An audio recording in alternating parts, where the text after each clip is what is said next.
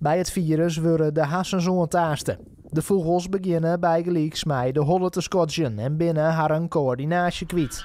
Van deze vogels had opvang geen doel meer. Alleen nog met de vogelgriep, daar is niks voor. Er is geen medicijn voor en zodra ze het haar, gaat eigenlijk alles dicht. Dus dan ben we meer van het oproemen en van het in kaart brengen wat de vogels worden. En mij helpen om onderzoeken inderdaad, om meer zicht te krijgen op het virus en hoe dat eigenlijk heerst en leeft.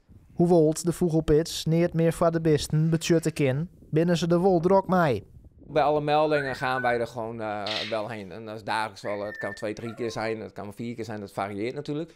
Maar zo gauw we de meldingen van krijgen, zeggen we ook tegen mensen, blijf alsjeblieft af.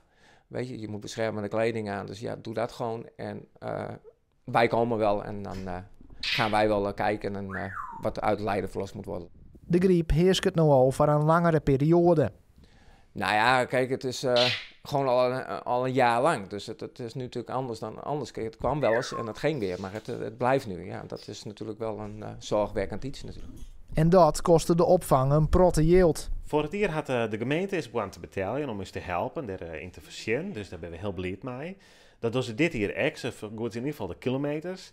Maar eigenlijk zouden ze bij het ministerie wij komen. Dat is echt tas zijn, maar van verleden hier nog, van dit hier nog steeds niet. Maar van verleden hier, maar dat mag nog steeds komen. Dus dat zit net echt op. Maar gelukkig dat de gemeente wat er Eerst Friesland is erbij helpt en Stichting Dierenlot.